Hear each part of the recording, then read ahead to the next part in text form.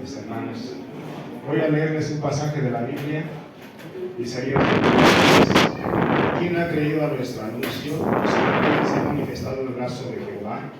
Subirá cual renovo delante de él, como a raíz de tierra seca. No hay parecer en él, ni hermosura le veremos, mas inatractivo para que le deseemos. Despreciado y desechado entre los hombres, varón de dolores, experimentado en quebranto, y que escondimos, y como que escondimos de él el rostro.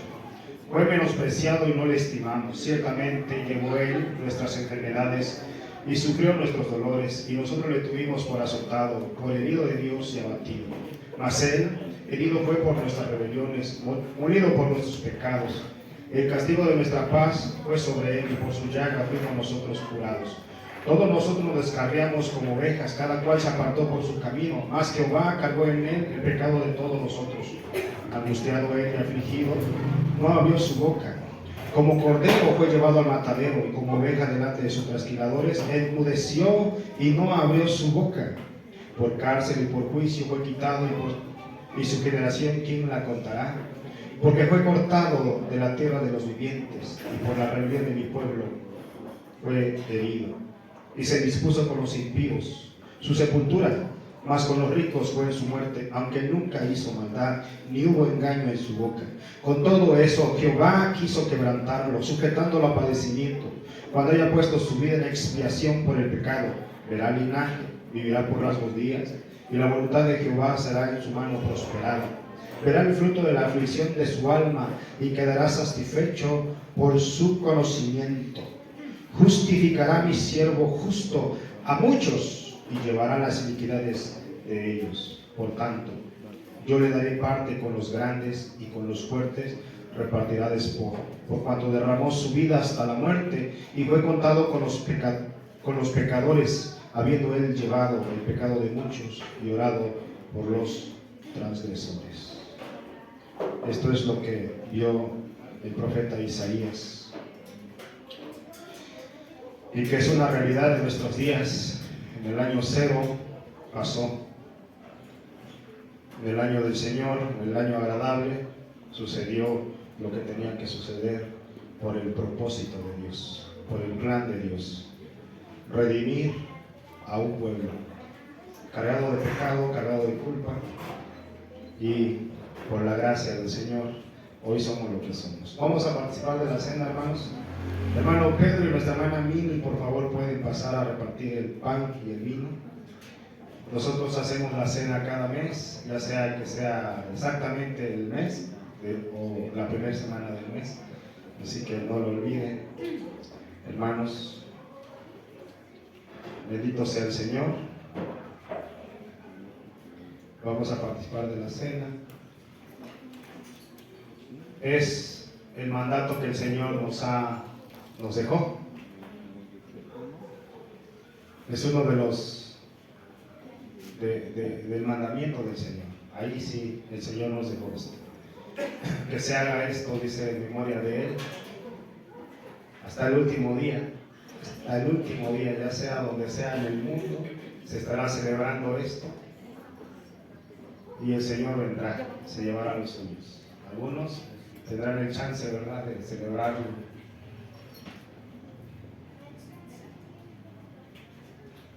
Hermanos, esta es una invitación para todos aquellos que han sido redimidos, para todos aquellos que han sido comprados, lavados con la sangre preciosa del Cordero, nuestro Señor Jesucristo. Este es el privilegio que gozamos todos los santos, todos aquellos que hemos sido llamados a la salvación, todos aquellos que una vez el Señor dijo: venid, venid y comprad vino, vengan y coman. Es esto, hermano, es una celebración. Los judíos lo van a hacer por estas fechas, y ellos lo hacen cada año. La Pascua, en el mes de abril.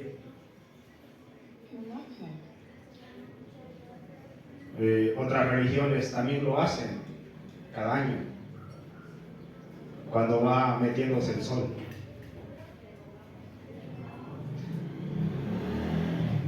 algunas iglesias lo hacen cada 8 días, el día del Señor, el día que se reúne el pueblo. Nosotros lo hacemos cada mes. Algunos indican que cuando el Espíritu Santo haga sentir a la iglesia de participar, lo hacen. Aunque en la Biblia no hay un mandato específico que tenga que ser una fecha, por lo menos en el Nuevo Testamento. El Señor dejó instrucciones a Pablo diciéndole: hagan esto las veces que sea necesario. Eso es lo que dice el pasaje. ¿Y qué gano yo al hacer esto? Bueno, recuerdo la muerte del Señor Jesús. Está latente a nuestra vida, está presente. Recordamos su muerte. Por eso le leí Isaías 53. Estamos recordando esto, su muerte, su crucifixión. Estamos recordando su sepultura y estamos recordando su resurrección de entre los muertos, el primogénito de todos los muertos, el primero de todos, el Señor Jesús. Así que les animo que siempre sean partícipes de este evento.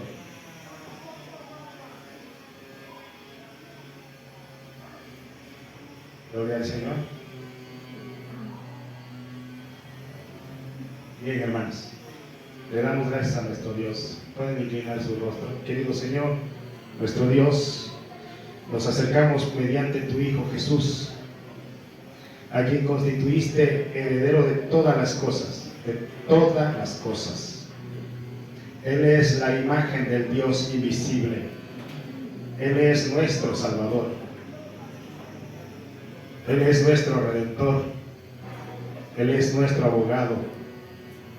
Él es nuestro intermedio, nuestro gran sumo sacerdote.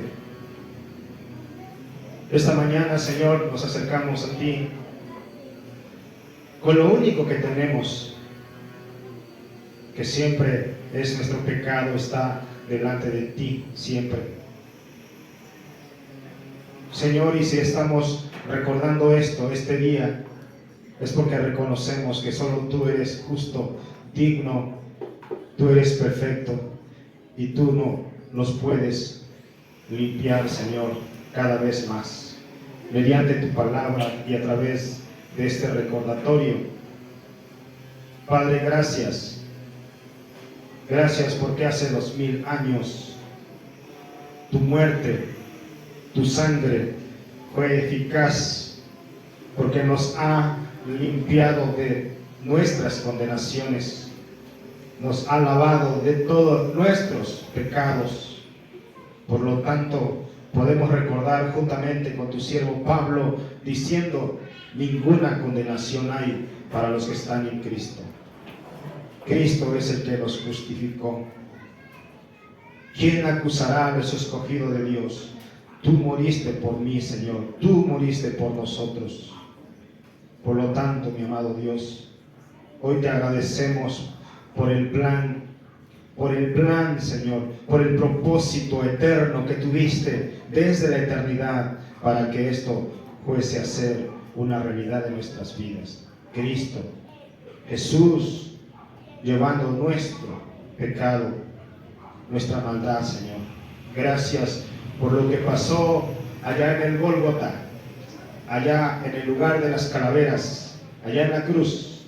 Gracias porque allá llevaste mis injusticias, mis inmundicias, allá las llevaste, Señor. Allá, y tu palabra, tus expresiones fueron: consumado es, consumado es. Hoy podemos creer esa palabra, Señor, poderosas. Consumado es, todo ha sido pagado, todo.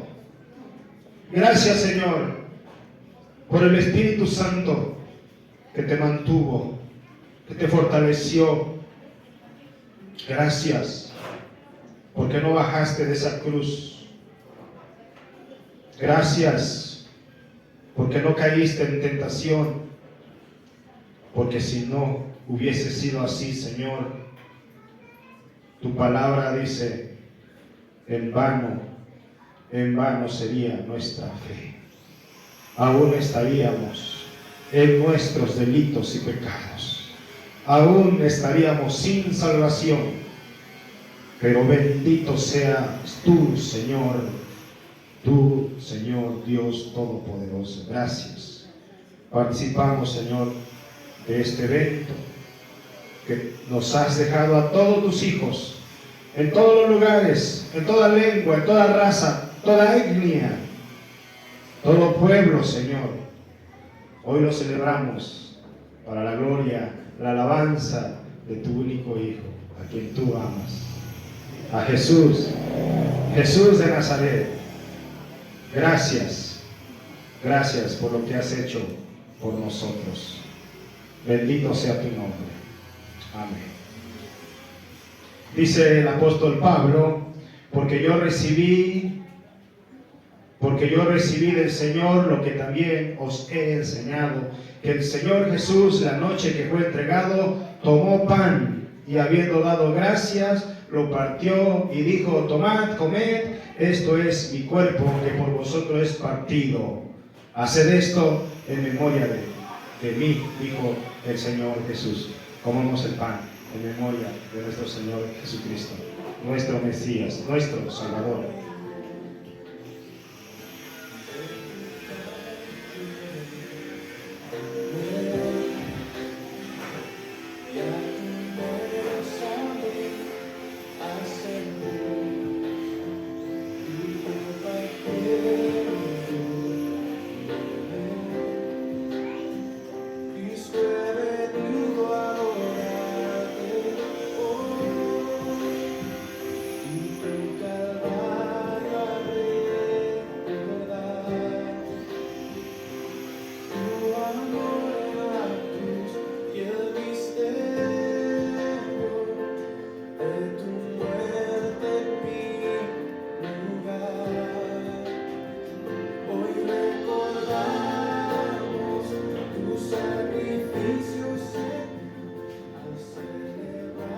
Asimismo también tomó la copa después de haber cenado, diciendo, esta copa es el nuevo pacto en mi sangre. Haced esto todas las veces que la bebieres en memoria de mí. Beban, hermano.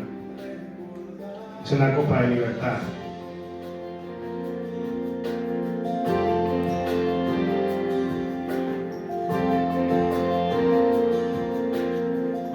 Gracias, Señor. Solo tú has hecho posible esta libertad que tenemos en ti. Gracias. Gracias, Señor. Gracias. ¿Pudiéramos darle un aplauso a nuestro Rey?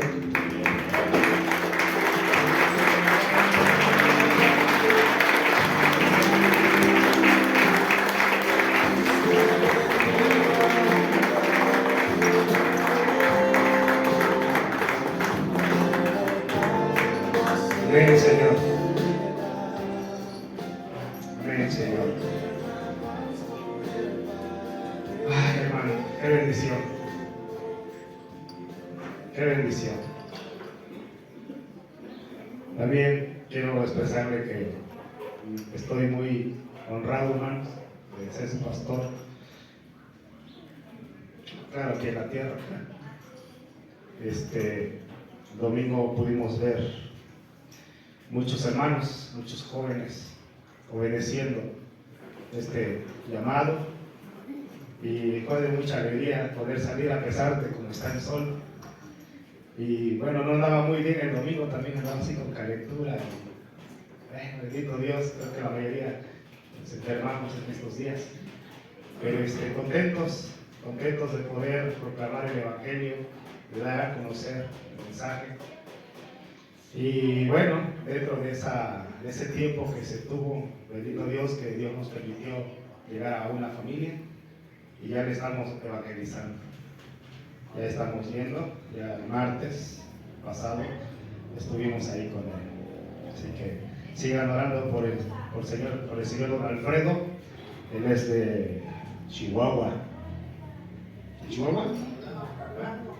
Durango. Ahí está más o menos, ¿no? Bueno. Y sí, hermanos, la verdad que qué bendición ver a los jóvenes, ver a los muchachos, compartir, o sea, bendito Dios. Dios quiera, hermano, y se nos dé otra oportunidad en estos tiempos. Pero si alguien quiere añadirse, tenemos la evangelización los sábados. Cada 15 días salimos a evangelizar en las calles. Bueno,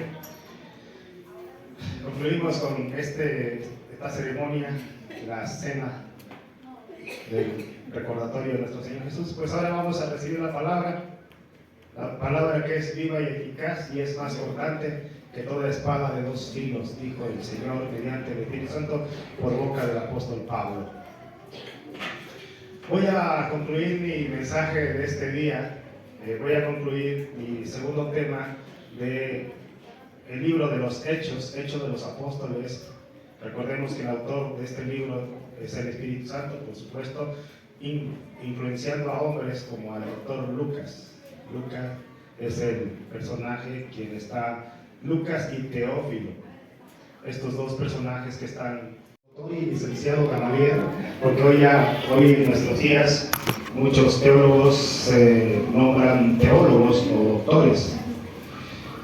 Y bueno, todas esas cartas, todas esas representaciones pudo haber dicho Pablo, que él hablaba griego, hablaba hebreo, probablemente hablaba arameo, hablaba latín.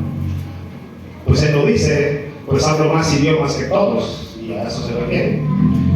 Entonces, pero realmente no, esa no era la pregunta.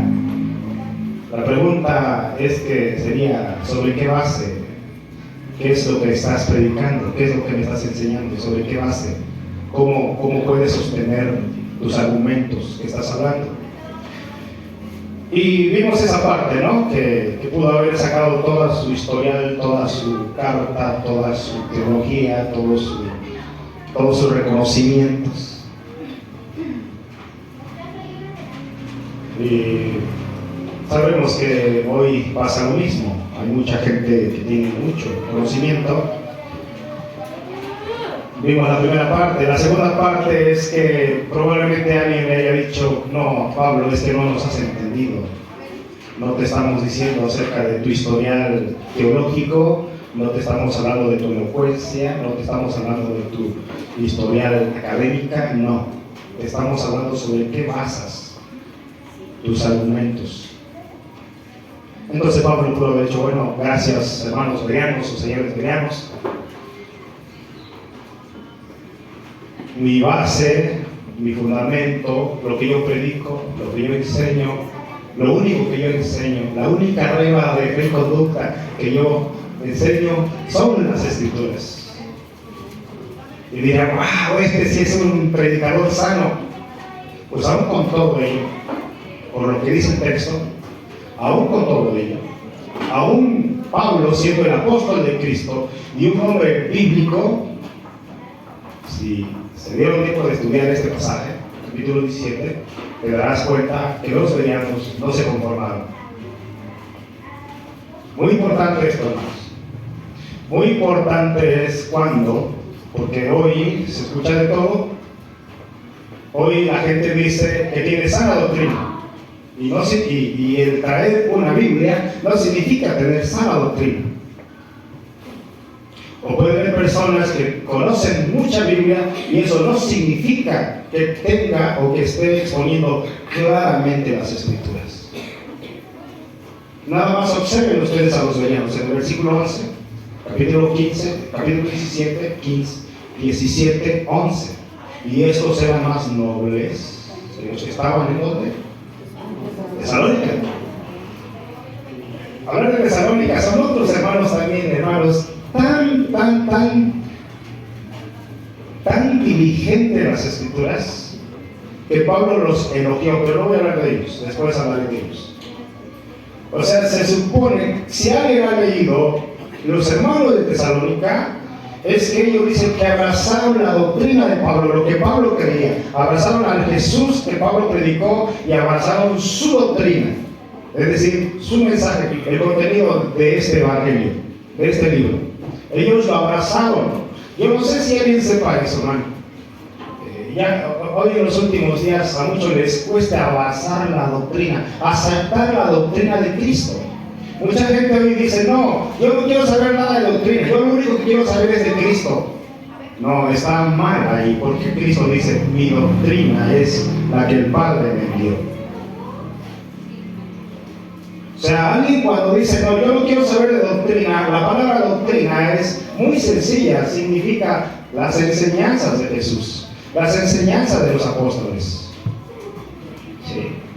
Entonces, hoy se puede decir que hay sana doctrina, pero a veces la gente no sabe definir qué es una sana doctrina. ¿Sí? Entonces, estos hermanos, estamos tratando con los bereanos, estamos tratando con Pablo, y estamos viendo que esta iglesia, a pesar de que tenía al apóstol de Jesucristo, hermano, ¿quién dudaría de Pablo? ¿Usted dudaría de Pablo? ¿Duda de Pablo? Yo no. Yo no dudo de sus escritos. Con todo ello, los bereanos dijeron, no, nosotros tenemos que investigar. Tenemos que escudriñar, dice, escudriñaban las escrituras todos los días. Interesante eso. Escudriñaban las escrituras todos los días para ver qué, lo dice el texto, para ver si, 11. Y estos eran más hombres que los que estaban en Tesalónica, pues recibieron la palabra con toda solicitud, gustosamente. Algo interesante que te darás cuenta en el contexto, que dice que se convirtieron muchas personas, hombres y mujeres, hombres de renombres, hombres muy interesantes, gente muy elocuente, griegos, hombres y mujeres. Y la Biblia dice, no pocos, muchos. ¿Y qué les convenció? ¿Qué les convenció? Más adelantito te das cuenta qué es lo que le convenció. Dice en el versículo 3, declarando y exponiendo, esa es una exposición bíblica, declarando y exponiendo por medio de las escrituras, la palabra de Dios. ¿Sí? Dice, declarando y exponiendo por medio de las escrituras que era necesario que Cristo padeciese y resucitase de los muertos, y que Jesús, a quien yo os anuncio, decía, Él es el Cristo. Esto es lo que predicaba. Algo bien interesante, hermano. Yo alabo al Señor porque hace unos 12 años yo era del movimiento carismático. No sé si era neopentecostés, no sé qué era yo. Pero bíblico no era. Y aún no lo soy muy bíblico todavía, hermano, le soy honesto. Me esfuerzo por conocer más de Cristo, más de su evangelio. Esa es mi tarea. Cuando me dediqué al Señor y cuando dediqué mi vida a Cristo y cuando abracé el evangelio, lo único que quiero saber es de Cristo, nada más, no quiero hablar de otra cosa. Hermanos, ustedes sabrán ya por muchos años, yo no les he hablado de prosperidad, no les he dado nada. Ayer hablaba con el hermano Pedro y me decía, ¿podrías alguna vez torcer las escrituras? Hablar de esto, hablar de aquello. Le digo, si yo voy a las escrituras y trato de torcerla, no me atrevo, porque no tengo sustento para hacerlo. No me permite el texto. Llegamos a la conclusión entonces, ¿por qué muchos la tuercen? Muchos la tuercen porque no tienen temor de Dios. Muchos tuercen las escrituras, dicen lo que la Biblia no dice. Muchas veces, como dijo el apóstol Pablo, por ganancia deshonesta. No se puede torcer las escrituras. Yo no le puedo agarrar un texto y hacer un pretexto y hacerles una terapia y saben ustedes bien terapiados. No se puede.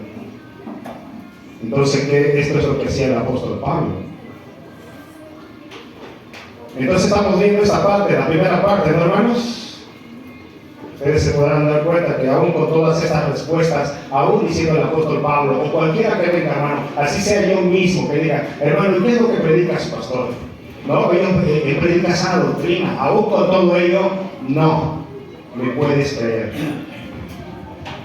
Tienes que venir a la luz. Así lo hicieron estos hermanos. Aún con todo ello, ellos no se conformaron. Lo que Pablo decía, a pesar de quién era Pablo, a pesar de que conocía la Biblia, aún con todos los bereanos, lo checaron, lo examinaron. ¿Cómo lo examinaron?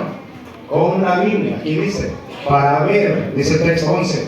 Dice, y estos eran más nobles que los estaban en Tesalónica, pues recibieron la palabra con toda solicitud, escudriñando cada día que las Escrituras. Escudriñaban para ver si estas cosas eran así. Interesante. Lo hacían, lo examinaban a Pablo. Es muy difícil, hermanos, hoy usar correctamente, que alguien use la Biblia correctamente.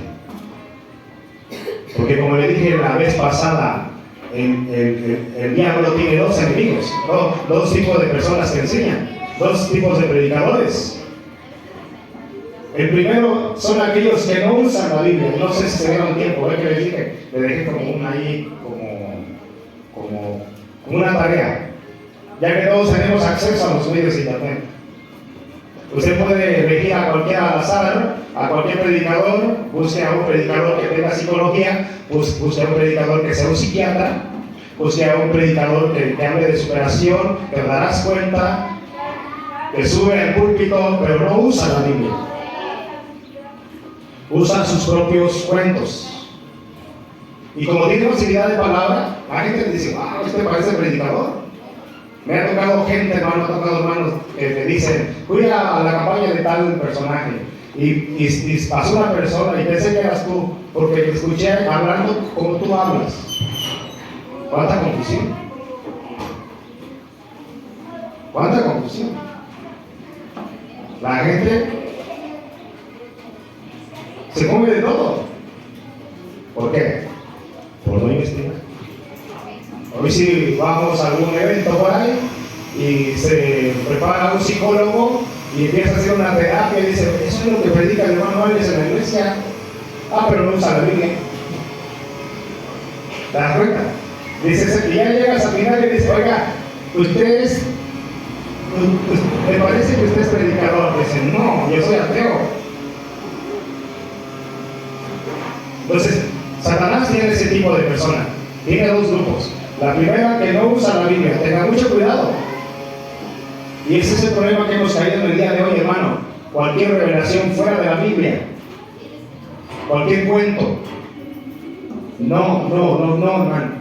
Cada vez que nosotros vamos a exponer algo, no es que piense yo, no es como digo yo, no. ¿Qué dice la Biblia? ¿Qué dice la Biblia? Por lo tanto, nos tiene que confrontar. Entonces está ese primer grupo. El primer grupo de esas personas son aquellos que no usan la Biblia. El segundo grupo son aquellos que la usan. Sí, tienen la Biblia, pero tienen una mala hermenéutica. ¿Qué? Aquel dice, pero usa la Biblia, hermano. Sí, pero toda la tuerce. ¿No? Ese es el segundo grupo. Dice, pero yo veo que abre la Biblia, hermano, y dice esto. Sí, pero la tuerce. Y ese es el peligro también. Entonces, ¿qué podemos hacer nosotros? Estamos hablando de los bereanos. ¿Qué podemos hacer nosotros? Bueno, una de las sugerencias que yo le doy, hermano joven, instrúyete en la palabra de Dios. ¿Para qué? Para que no seas engañado.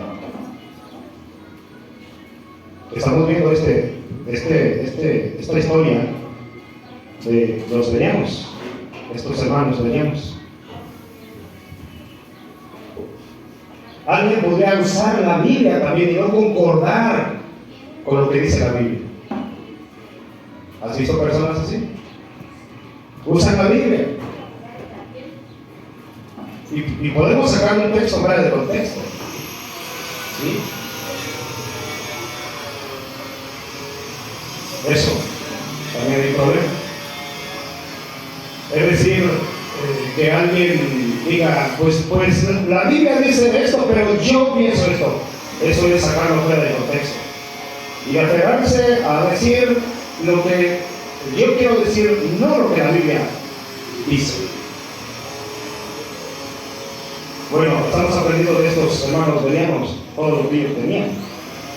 Entonces la pregunta surge: ¿cómo identificar a un pastor? ¿Cómo identificar a un líder, quien sea? No caigan, hermano, en el error, no caigan en la trampa de decir: este habla muy bonito, tiene muy buena oratoria, este tiene carisma, es muy gracioso, este tiene mucho amor, tiene buen carisma, tiene buena elocuencia. Por más bonito que hable, aún por más que conozca griego, si usted quiere llamarlo así, esa persona no sirve. ¿Cómo entonces podemos nosotros identificar a ese personaje? No es porque grite mucho. Le digo, hace unos 12, 15 años, yo creía que gritar era tener unción y tener poder. Y me di cuenta, hermano, que solamente ladraba como perro, pero no explicaba. Y lo que se tiene que hacer, hermano, cada vez que alguien va a presentar un versículo o va a hablar de Dios, necesita explicarlo. Como dijo el etíope. El etíope, bueno, Felipe le dice al etíope: ¿entiendes lo que ves? Hechos capítulo 8, versículo 27, 34. Felipe le dice: no entiendo, no hay quien me enseñe. Ahí está. No hay quien me explique. La hermenéutica, ese es el arte de interpretar texto. Dice: no hay quien me explique.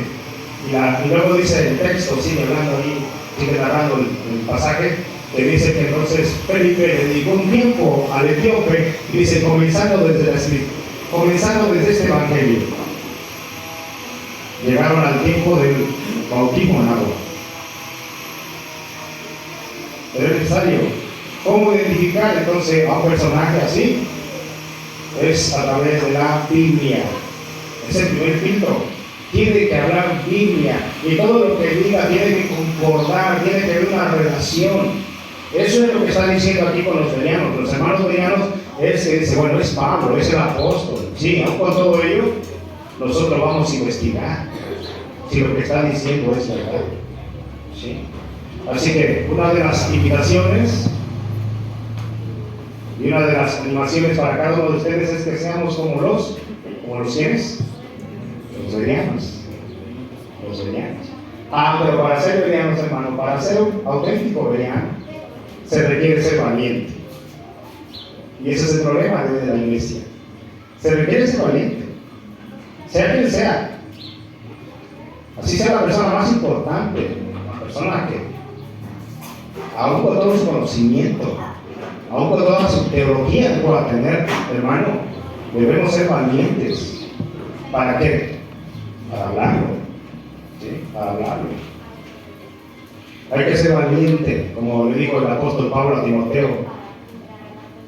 ¿Sí? Hay que ser valiente. Le está diciendo Pablo, ¿no? Timoteo. Dice, preséntate ante Dios como obrero, que no tiene de qué avergonzarse, que usa bien las escrituras. Entonces, para ser un verdadero bereano, hay que ser valiente. Así que, como vamos observando hoy el mundo, el cristianismo, las religiones, las iglesias, hoy mucha gente puede pararse enfrente y decir que tiene títulos, que tiene buena credibilidad por los estudios que tiene, por la escuela donde estuvo, carisma, puede ser que tenga buena personalidad, personas que impacten.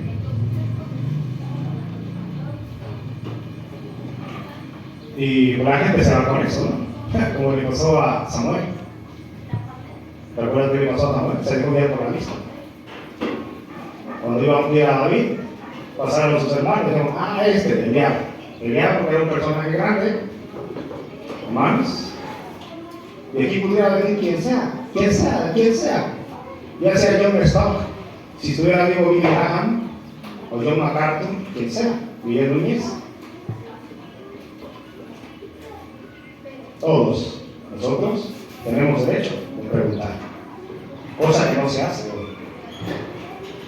No se hace, ¿por qué? Porque hay temor, hay miedo y se restringe. ¿Sí? Entonces, cuando alguien por ahí aparece un abusadito bíblico, entonces te empiezan a callar, te empiezan a hacer de menos y te dicen, no, pues este es el Señor todo, este es esto. Pero ¿quiénes hacen eso? A los malos obreros, a los que no les conviene que le quiten la máscara. Porque los que están predicando la verdad, hermano, conforme a la Escritura, no tiene por qué pasar eso. ¿Sí? Entonces, la credibilidad de un pastor, ministro, líder, teólogo, quien sea, no es por sus cartas que te hablan, sino porque te enseña bien las Escrituras, porque te expone bien la palabra de Dios de una manera armoniosa, a manera de que uno lo entienda. El problema de hoy, hermano, con la iglesia, con las iglesias, es que la gente no investiga, los cristianos no investigan. Y aquí hay un problema que tenemos, distinto a los hermanos de Berea, porque dice el texto que estos hombres, estas personas escudriñaban la Escritura todos los días. Y aquí hay un problema que nos pasa a todos. Y el problema que le pasa a las iglesias es que no investigan. ¿Sí? No investigan. No investiga lo que el predicador dice o dijo. Gracias a Dios, porque aquí, mis hermanos, de repente, cuando alguien predica, me llama, oye hermano, es que yo no le entendí esto. Qué bendición, ¿no? Porque el hermano se ve que está al pendiente, o la hermana. ¿Me podría explicar, por favor? Claro que para eso está. ¿Sí? Ahora, si tiene alguna duda, pues vaya ahí a la página, ¿no, hermanos? Y chequen ahí, dice, a ver, dijo algo que yo no le entendí, bueno, lo escucharon. Así que la gente de hoy no investiga lo que dice el predicador, la gente de hoy no pregunta porque le da miedo, porque no te metas con el ungido de Dios. Y mientras más inútil sea la gente, mientras más engaño sea la gente, mejor para el que está. Porque se aprovecha y sigue engañando, ¿no? Entonces son pocos los que predican la verdad. Son pocos. Yo, comentando con mi hermano Pedro ayer igual, le decía, bueno, ¿qué será de los predicadores de hoy? Hay predicadores con una vida moral doble. Y yo digo, ¿no han tenido cuidado de ir al pasaje bíblico? ¿Por qué están pastoreando? Hay pastores que prefieren la lana de las ovejas. Entonces yo me hacía esa pregunta, ¿acaso es ignorancia? ¿Es ceguera espiritual que no le alcanza a discernir? ¿Cómo se atreve esa persona a usar el nombre de Dios y traer dos máscaras? No lo entiendo. Y así hermano, el día de hoy. A muchos no le importa la doctrina, a muchos no le importa la buena enseñanza para sus ovejas. Lo que le importa, como dijo el apóstol Pablo, es su vientre, que él viva bien.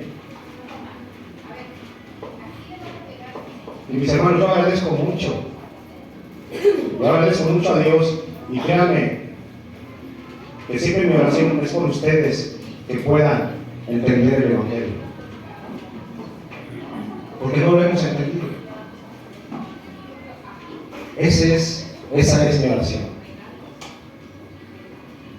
Entonces tenemos aquí Entre paréntesis, hermanos, un resumen entre Pablo y los bereanos.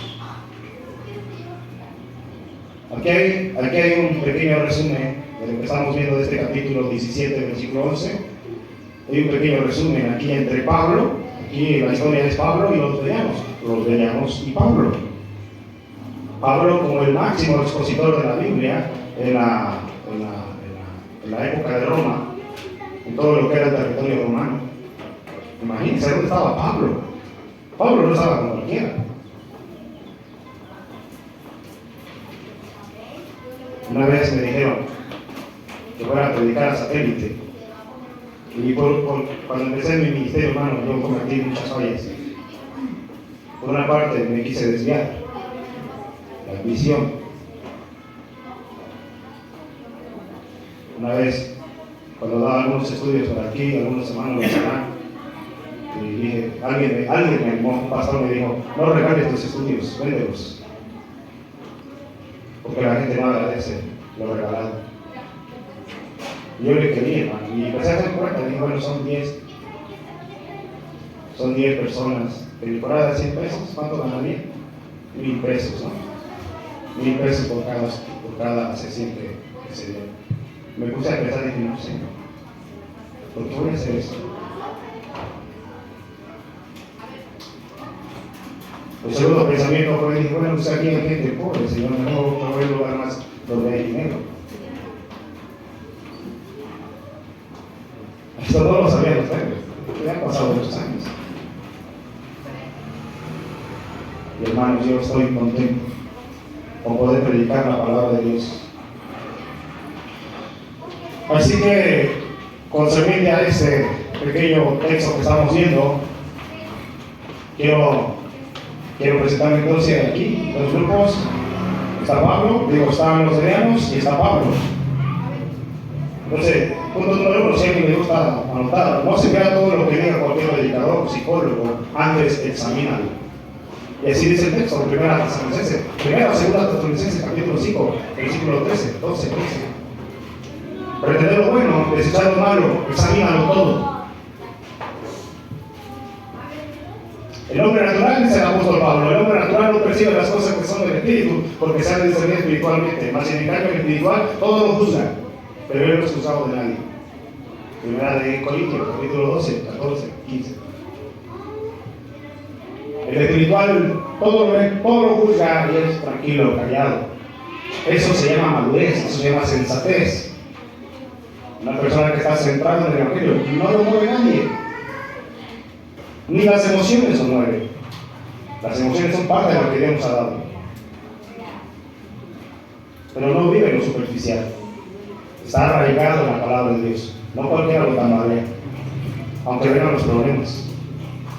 Aunque pase lo que pase, hermano. Punto número 1. No se crea todo lo que diga cualquier predicador, psicólogo, psiquiatra, científico. Examínalo. Número 2. Debes tener una fuente documentado de todo. Debes tener una fuente. Y esa fuente está en las Escrituras. Ese es el punto número 2. Número 3. Los bereanos nos enseñan a no tener miedo. Los bereanos nos enseñan a no tener miedo a nadie. Siempre pregunte, sea lo que sea, pregunte. Ese es el problema, hermano, que vivimos en algún tiempo, y creo que todavía se sigue viviendo, donde, como le dije al inicio, mucha gente dice, no, es que si me pregunto y se enoja, no tiene por qué enojarse. Nadie tiene por qué enojarse, hermano. Sí. Eso, estamos aprendiendo de estos hermanos. Y estos eran más nobles que los que estaban en Tesalónica, pues escudriñaban, dice, pues recibieron las Escrituras con toda solicitud. Las escudriñaban todos los días. Todos los días. Estaban haciendo una exégesis del texto. Y eso es lo que cualquier hermano de nosotros, los que predicamos, tenemos que hacer. Exégesis es desmenuzar. Es decir lo que el texto quiere decir.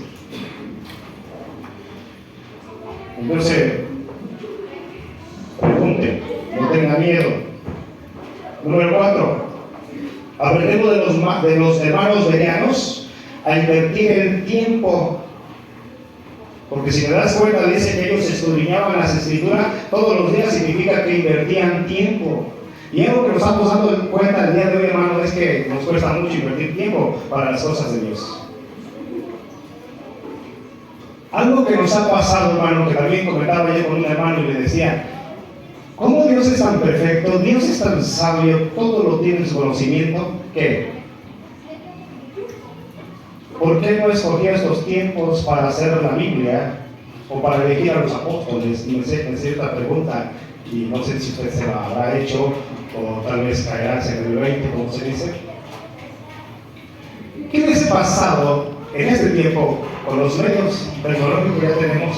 ¿Qué hubiese pasado si el Señor hubiese elegido a los 12 apóstoles el día de hoy? Pregunta, ¿será que estuviese tan interesado en las Escrituras? ¿O será que estarían atrapados por los medios? Hermanos, esto hace 2000 años se pasó. Hace 2000 años no existía la luz. Hace 2000 años no existía la imprenta. Hace 2000 años no existía el internet. No había nada. Solamente, hermanos, se sacaban las tintas a través de la corteza de un árbol y a través de plumas de ganso. Y se escribían sobre pergaminos a través de un quinqueo, un cantil, una lámpara.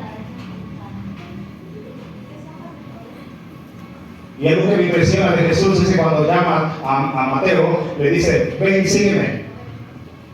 Y no vemos a Mateo refutarle, decirle, Señor, pero es que tengo un compromiso con los bancos, soy el encargado.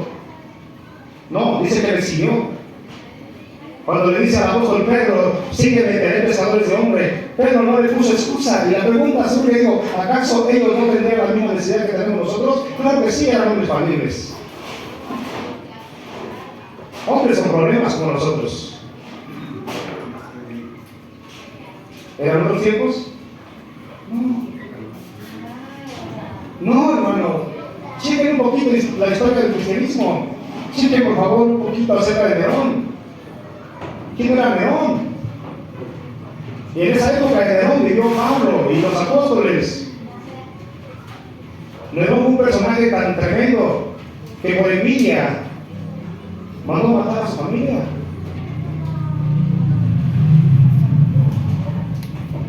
Nosotros lo tenemos todo.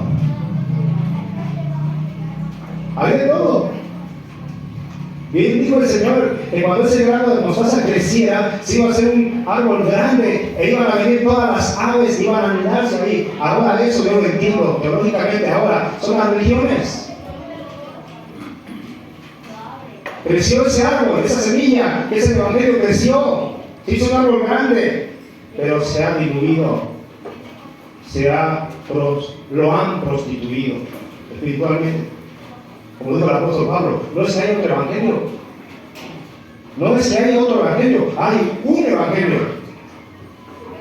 Pero Pablo dijo solamente que hay algunos que lo están permitiendo. Bien.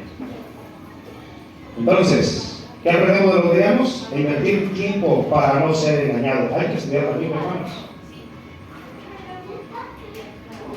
Hay que estudiar la Biblia.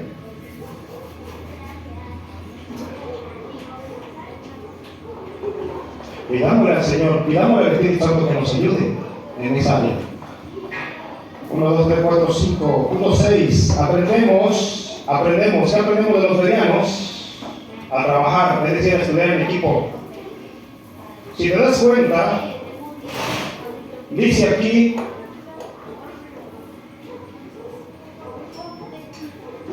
miren, aquí en el punto número 6 que estamos viendo, aprendemos de los bereanos a trabajar en equipo, es decir, a estudiar en equipo. Ellos estaban unidos. Miren, les voy a sacar zapatito del tema. Yo lo he visto. Bueno, un poquito de repente cuando jugamos fútbol. Voy a sacar esto, a ver si pudieran entenderme. Tal vez lo que no. Pero Cuando nosotros jugamos con un equipo, nos ha sorprendido mucho en que si son 7, 9 o 11, resulta que todos saben jugar. Y cada uno tiene su posición. Pero todos juegan. Bueno, le podría decir, no sé qué tanto sepan de esto, me estoy seguro de tantito, pero a manera que me entiendan este punto que estoy tratando. Los brasileños, por ejemplo, los brasileños, el equipo de Brasil, todos los brasileños, todos, defensa, ¿verdad? Desde la defensa, desde la media, desde los delanteros, todos saben jugar. La pregunta es ¿por qué? Porque son un equipo, ¿no? Porque son un equipo. Aquí en este pasaje que estamos viendo de los bereanos nos enseñan a ser un equipo. Y dice el texto, no está diciendo que solamente el pastor es el único que sabe. Nosotros somos un equipo, hermano, nosotros somos un cuerpo, por lo tanto todos deberíamos de saber la doctrina. ¿Sí me explico? Todos. Porque somos un equipo. Si no pudiéramos hablar de ese equipo, somos un equipo. Y aquí el texto dice, y estos, no dice y este, no dice y esto, dice y estos. ¿Qué término es? Un término plural. Y estos, entonces eran equipo. Todos sabían. Por lo menos todos estaban interesados. Yo no sé cómo sería en aquella época, en la época de Pablo, en la sinagoga, porque no había tal vez lugares, tal vez se sentaban ahí, en algún lugarcillo, y había un pequeño grupo de personas, no muchos, dice la escritura, era suficiente, no pocos, era suficiente. Y yo me pregunto, yo pienso que ellos se juntaban y empezaban a decir, oye, vamos a hablar con Pablo, o esto, o aquello. Pero porque todos estudiaban las escrituras. Eso es lo que podemos ver en el texto. ¿Qué más podemos aprender de los bereanos? Que si alguno se pone a predicar en público, también, si hay un predicador que se pone a predicar en público, la gente tiene derecho de juzgarlo, de examinarlo. Esa es la palabra, hermano. No te confundas con la palabra juzgar, porque tiene dos términos. ¿Se puede juzgar las cosas de acá? Sí, se puede. ¿Puedes condenar a alguien? No se puede. Solo eso le compete a Dios. Pero cuando se trata de juzgar, creo que la palabra crino en el griego, se requiere que puedes examinar a la persona y lo puedes interrogar. Por supuesto que sí. Tenemos derechos. Entonces, aquí, si alguno se pone a predicar en público, también la audiencia tiene derecho a juzgarlo, a preguntar. Y como dije, hoy mucho no se atreve. Hagamos un examen aquí tantito, breve. ¿Por qué no se atreve? ¿Alguien podrá decir algo? ¿Por qué no se atreve a preguntar a alguien? Bueno, le voy a ayudar. Probablemente diría, es que si yo hablo con el pastor, me bombardeo. Y es que si me hace una pregunta a él que yo no sé, me va a decir, no, pues no sabes nada. O lo siguiente, podría decir, ¿tú sabes qué? Yo no quiero problema. ¿Para qué discutir? ¿Para qué debatir? La Biblia dice que no debemos debatir. No, la Biblia no dice eso. La Biblia dice, contendéis ardientemente por la verdad. ¿Y dónde lo dice, hermano? Judas, versículo 3. Salga de ese concepto. No, es que no, la Biblia dice, eso sí dice la Biblia. La Biblia dice que cuando vas a tratar de discutir la palabra de Dios, no lo hagas ante los incrédulos. Eso dice la Biblia. Ahí hay que ser muy cuidadosos, hermano. Hay que ser muy cuidadoso. Si un día vas a hablar de esto, Si vas a defender tu apologética, tu fe, la defensa de tu fe en el Evangelio, es que tienes que ser muy cuidadoso ante quienes lo haces. Entonces no puedes discutir esto ante gente inconversa, porque van a decir, ni esto se ponen de acuerdo. Y eso es ocasión de tropiezo. Y por causa de ello, por causa tuya y mía, el Evangelio será blasfemado. La gente no creerá al Evangelio. ¿Sí me comprende? ¿Qué aprendemos de los bereanos? Que el predicador de los bereanos, escucha esto bien importante. ¿Qué aprendemos de los bereanos? Que el predicador de los bereanos, ¿quién era el predicador de los bereanos? El apóstol Pablo. Predicó únicamente el Evangelio. Léalo. No habló de superación personal. Hermano, yo no sé si usted ha visitado el canal de YouTube, pero si usted consigue el canal de YouTube, busca pastores psicólogos, pastores en movimiento de superación personal. No hay, hasta pastores X.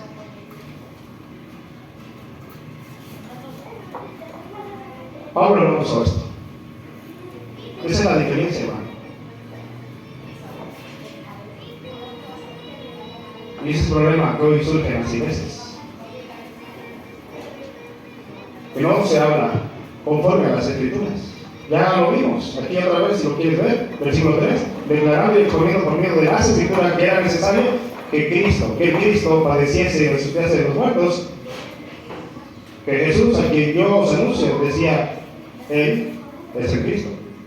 Y en el versículo 18 dice, y algunos filósofos, epícuros y de los estoicos disputaban con él, y unos decían, ¿qué quiere decir este paladero? Y otro, parece que es predicador de nuevos dioses. ¿Por qué? Aquí está la respuesta. No le predicaba otra cosa. Por eso yo le digo, hermanos, a mí me cuesta mucho. La verdad, si yo quisiera predicar en algún momento un tema acerca de prosperidad, sí las hay, por supuesto que las hay, pero en todo su debido orden, conforme a las Escrituras. ¿Qué texto podemos usar para hablar de prosperidad? Más busca el reino de Dios y su justicia, y las demás cosas serán añadidas. Pero hay muchas cosas que invertir ahí. Dice, busca el reino, punto número 1. Su justicia, punto número 2. Se tiene que explicar el texto.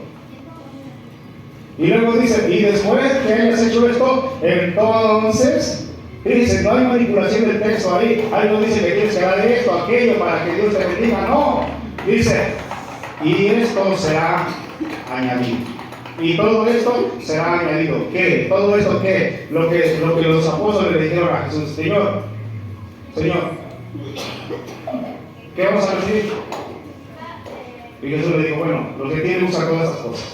Mas ustedes necesitan esto. Y lo demás, Dios se lo da. Pero añade, por gracia, por misericordia. ¿Por qué eres hijo? Porque tienes derecho al reino. Porque tenemos derecho al reino.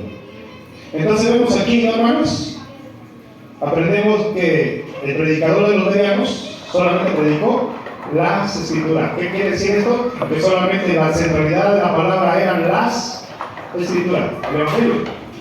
¿Dónde dice eso? Bueno, Marcos 16:16. Por tanto, id y comerciando del Evangelio. No dice eso. Por tanto, id y hagan conferencia. No. Por tanto, id y predicar el Evangelio a todas las naciones. El que creyere y fuere bautizado, este será salvo. Mateo 28:19. Por tanto, id y hagan conferencias. Vendan libros. No dice eso. Pablo no dice eso. Por eso es difícil, hermanos. Por eso a veces nos pasa que muchos no les gusta estudiar, no les gusta leer. ¿Cómo puedes vivir así? ¿Cómo puede uno decirse cristiano y no amar la palabra de Dios? Así en cambio, hay mucha gente que no le gusta leer, no le gusta estudiar la Biblia. ¿Cómo puede llamarse cristiano? ¿Cómo pretende ir al cielo? ¿Cómo pretende estar con Cristo si no amas su palabra? Cuando Él nos dijo, si me amas, guarda mis mandamientos. O sea, son palabras de Jesús cuando dijo, escudriña las Escrituras. ¿Por qué lo dijo Jesús así? ¿Por qué dijo el Señor, escudriña las Escrituras? Porque Él sabe todo lo que está pasando en este tiempo. ¿Sí? Escudriña las Escrituras. Entonces, vemos aquí en el versículo 18 que la centralidad de Pablo fue el Evangelio. Por eso muchas veces hablamos de un Cristo céntrico. ¿Se puede separar la Biblia con Cristo? No. Porque es el maná del cielo. Es el maná que descendió del cielo. Palabra. Marcos 1:16. Romanos 1:16. Porque no me avergüenzo del Evangelio, porque es poder de Dios para salvación. Lo único que necesita la gente, hermano, es el Evangelio. El Evangelio es quien transforma la vida de la persona. ¿Por qué? Porque es poder de Dios. Poder de Dios para salvación. Así que tenemos aquí en esta parte de Hechos capítulo 17, tenemos el modelo bereano, el modelo paulino, como predicaba Pablo. ¿Cuál será el modelo nuestro? Bien, voy terminando, hermanos. Vamos a ver los puntos interesantes de este pasaje que nos narra aquí. Los bereanos, acuérdense, los bereanos, ¿cuál era su modelo? ¿Cuál era su punto clave? Estudiar la Biblia. Eso, ¿sí? Es el punto número 1. Tenemos a los bereanos. Le voy a contar algo que nos pasó hace como unos 20 años. Nosotros fuimos a Tuxpan, fuimos y se hizo una esgrima, no sé si así se pronuncia. Y recuerdo que yo apenas, andaba como borreguito recién nacido, ¿no? Tambaleando, y se hizo un estudio de esgrima, que quienes sabían más textos bíblicos y todo. Bueno, los niños aplastaron al pastor de la época. Los aplastaron, los niños. Claro que todavía no estaba en internet, si no hubiese ido al internet y busco rápido, ¿no? Pero los niños, ¿sabes? Bueno, yo todavía no era así, no estaba muy adentro de las cosas del Señor, 20, 22 años.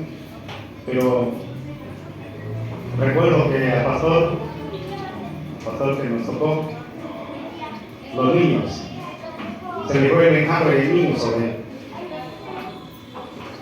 No dio, creo que más de 2 respuestas. Y era el pastor.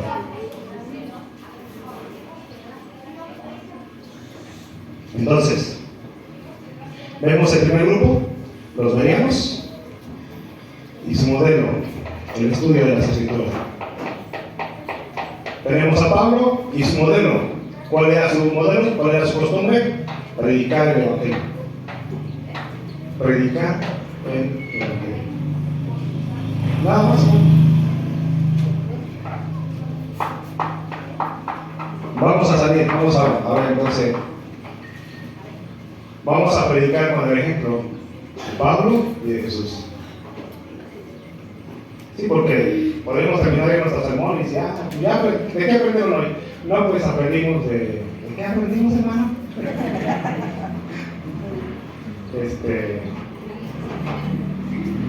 Vamos a ver entonces, para no dejar inconcluso, porque dice, hermano, ¿y usted cuando predica, cómo predica el Evangelio? Algo que le llamó la atención a don Alfredo este domingo hace 8 días, hoy que le dije, yo le dije, quiero hablar de ese juez justo. Y le dije solamente una palabra, le dijo, Dios es un Dios justo, por lo tanto tiene que castigar al mal. Y se quedó así, Señor. Y dije, a ver, ¿ustedes quiénes son?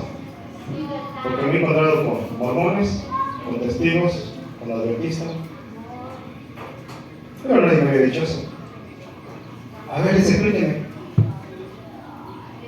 Ya como estaba el sol tan fuerte y ya estaba ronco, me dijo, no, agradezco mucho lo que estás haciendo, pero mejor ve a mi casa, estoy aquí a la vuelta, te espero. ¿Cuándo puedes ir? Y el martes fui, Nos quedamos anonadados.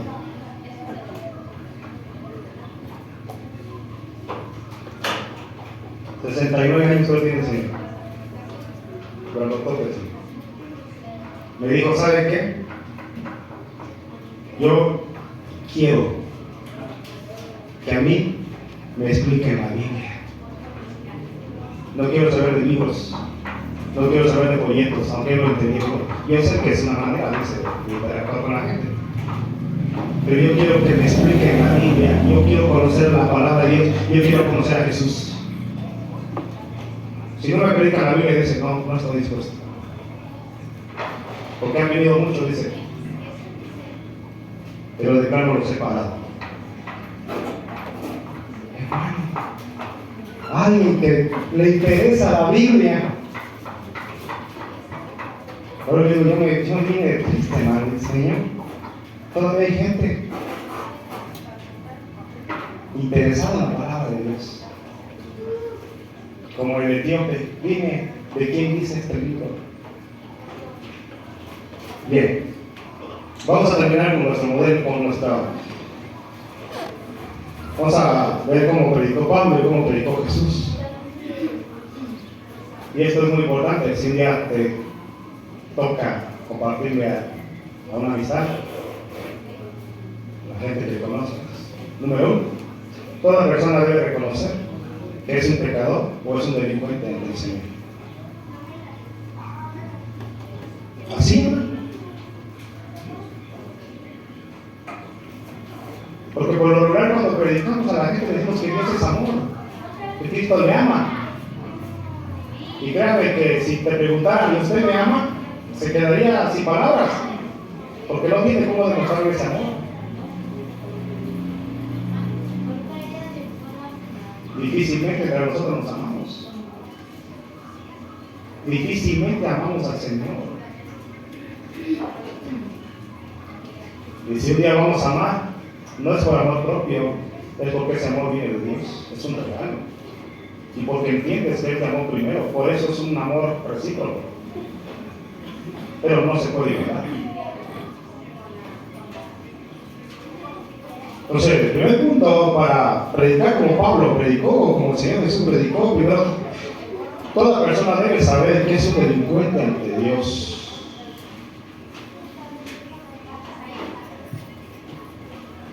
¿Delincuente por qué? Es un delincuente perseguido por la justicia de Dios, y si Dios le da alcance, lo mata. Y lo mata a la condenación eterna. Eso debe saber la gente, y eso lo debes tener tú presente, mi hermano. Tú ahora que has sido justificado. Ese es el primer punto del Evangelio.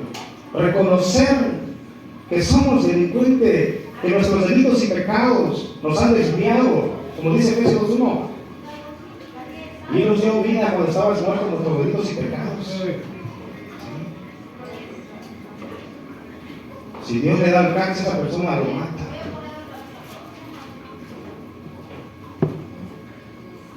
Punto número 2, Dios es un juez justo. Por lo tanto, ¿qué tiene que hacer ese juez justo? Hacer justicia a las injusticias del pecador. Dios tiene que hacer justicia. Y eso lo he puesto muchas veces, hermano.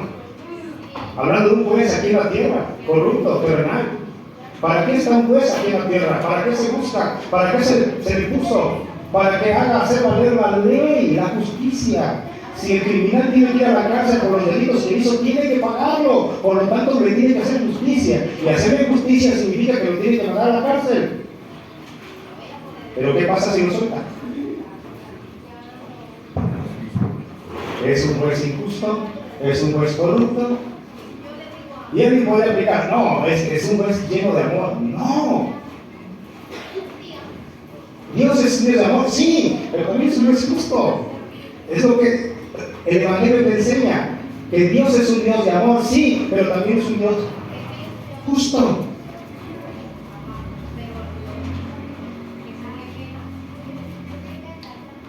Y tiene que hacerle justicia al hombre pecador.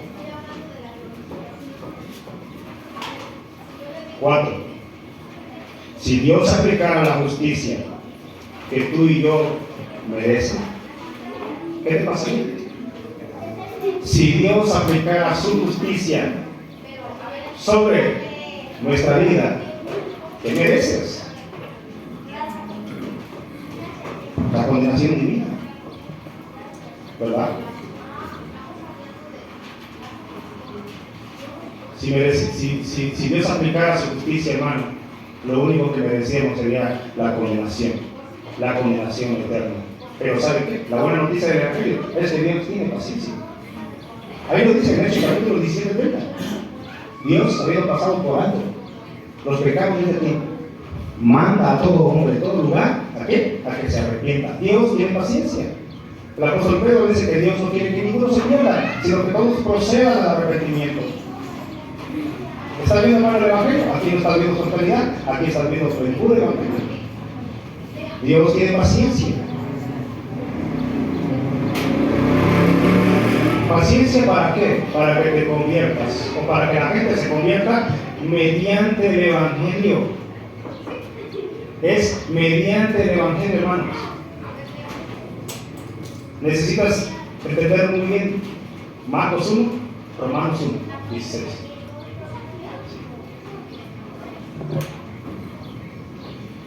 Para que la justicia divina no te caiga a ti, ni a mí, ni a nadie, Dios diseñó un plan maravilloso. ¿Qué plan?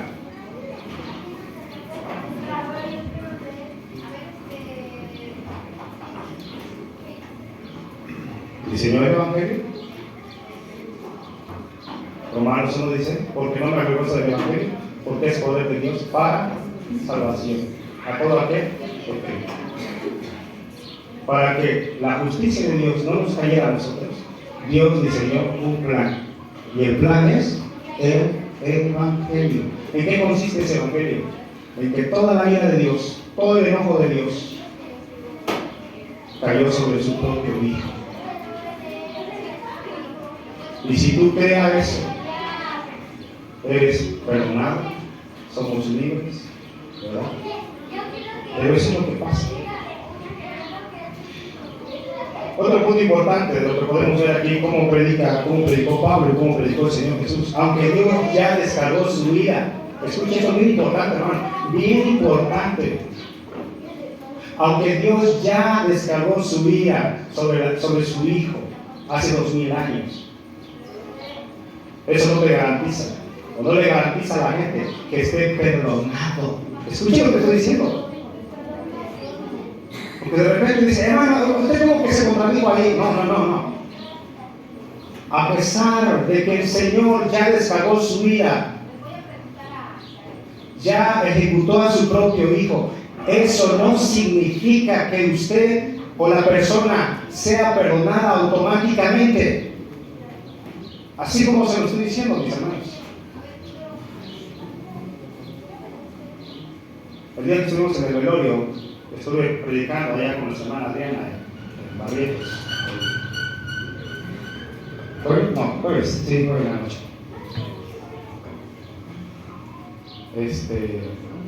Yo le dije a estas personas, digo, no quiero pasarte de frente y que hagas esta oración, no.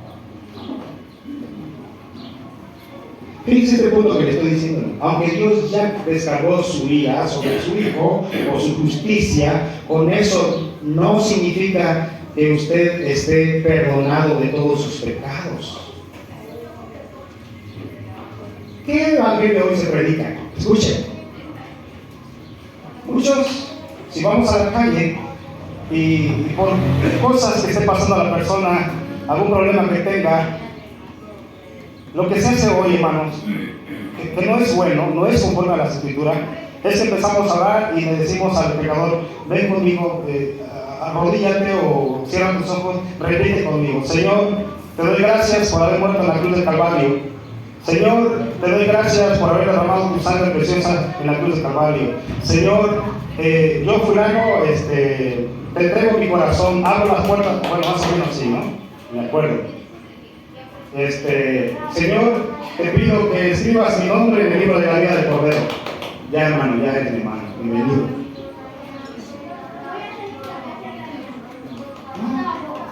El perdón ya está hecho hace 2000 años. Pero eso no significa que Dios haya perdonado a la persona, no. ¿Cuándo se arrepintió? Esa es la pregunta. ¿Cuándo se arrepintió? ¿Cuándo reconoció sus pecados ante Dios? Pues eso no significa eso.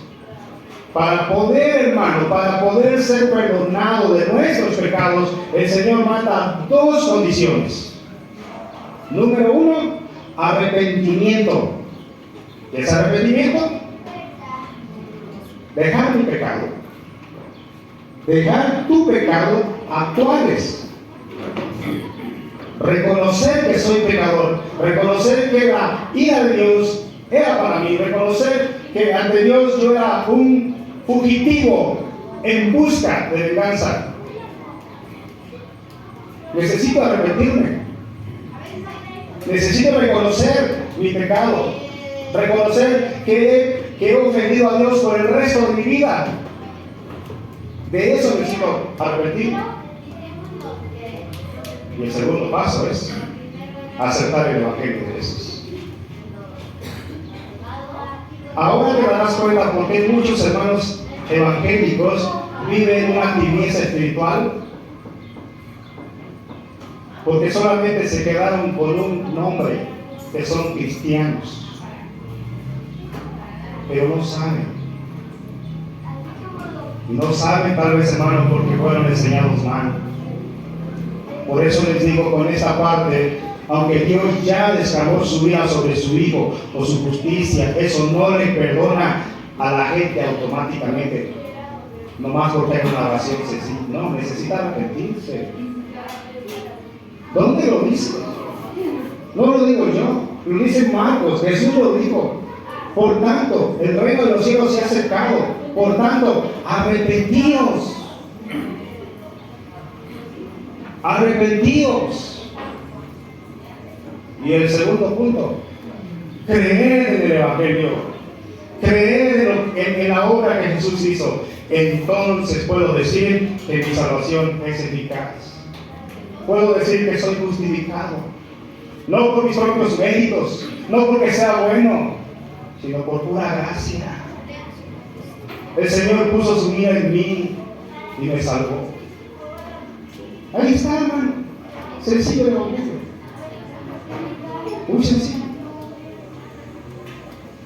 Bueno, así es como vemos el apóstol Pablo predicó. Aquí lo puedes ver. Tenemos mucho que explicar desde el capítulo 17, pero solamente estamos viendo dos versículos. Lo que Pablo hizo. Cómo era la predicación de Pablo, cómo era la predicación de los apóstoles, cómo Cristo predicó. Y también a Cristo, hermano, la gente le preguntaban a él acerca de su doctrina.